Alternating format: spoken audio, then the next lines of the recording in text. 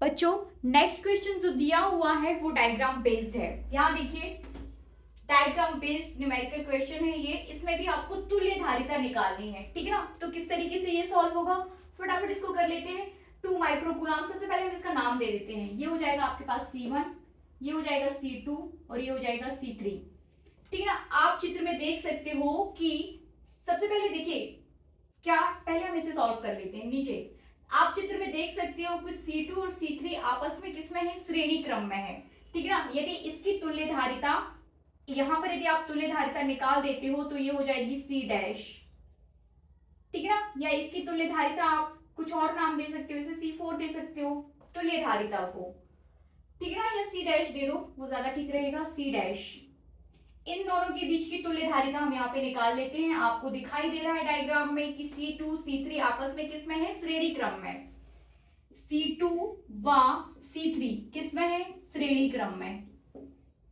तो हम C2 और C3 के बीच तुल्य धारिता निकाल रहे हैं और वो कितनी है, C डैश। तो 1/C डैश इक्वल्स टू हो जाएगा 1/C2 plus 1/C3। C dash as it is, C dash equals to C2 कितना दिया है, 2 माइक्रोफैरेड प्लस यहाँ पर ये कितना दिया है, 2 microfarad. Than half and half कितना हो जाएगा, हाफ एंड हाफ ऐड करेंगे तो 1 हो जाएगा। सो 1/C डैश इक्वल्स टू 1, तो C डैश इक्वल्स टू 1, ठीक है ना। तो यहाँ पर तुल्य धारिता अब कितनी आ गई आपकी, C2 C3 के बीच 1। अब डायग्राम आपका क्या हो जाएगा, अब ये हो जाएगा दिस डिवाइड दिस। अब आपका डायग्राम हो गया ये, ठीक है ना। तो 2 माइक्रोफैरेड एज इट इज आपके पास है और इन दोनों की जो तुल्य धारिता बनाकर जो कैपेसिटर बनेगा वो ये है, और इसकी धारिता हमने कितनी निकाली है, 1 माइक्रोफैरेड। ये 1 माइक्रोफैरेड, ये 2 माइक्रोफैरेड। अब ये है आपके पास C1 और ये है C डैश। अब हमें फिर से तुल्य धारिता निकालनी है। तो चित्र में आप देख सकते हो, चित्र में हम देख सकते हैं कि अब आपके पास ये वाला कैपेसिटर और ये वाला कैपेसिटर दोनों एक दूसरे के साथ समांतर क्रम में है, ठीक है ना। ये दोनों एक दूसरे के साथ श्रेणी क्रम में थे, ये दोनों एक दूसरे के साथ किस में हो गए, समांतर क्रम में। अब इसे हम आगे सॉल्व करेंगे। अब आपके पास कैसे सॉल्व होगा ये, अब ये दोनों एक दूसरे के साथ किस में हो गए, समांतर क्रम में।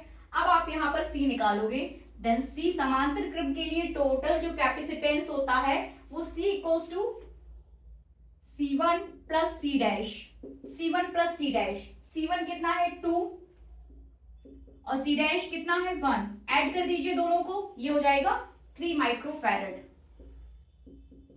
C इट मीन्स जो ये आप इसका सॉल्यूशन आपके पास, यदि इस डायग्राम के लिए आप टोटल आंसर निकालोगे इसका, इस डायग्राम के लिए, इस कनेक्शन के लिए यदि आप टोटल कैपेसिटेंस की बात करोगे या कुल धारिता की बात करोगे तो कुल धारिता अपने पास कितनी आ जाएगी, 3 माइक्रोफैरेड, ठीक है ना। समझ गए ना। ये दोनों आपके साथ श्रेणी क्रम में है। सबसे पहले हम इसको सॉल्व करेंगे, फिर जो टोटल आएगा इन दोनों का टोटल इसके साथ क्या हो जाएगा, समांतर में। तो समांतर का कॉन्सेप्ट लगाकर आप उसे सॉल्व कर दोगे, ठीक है। इजी है ना, कर सकते हैं आप।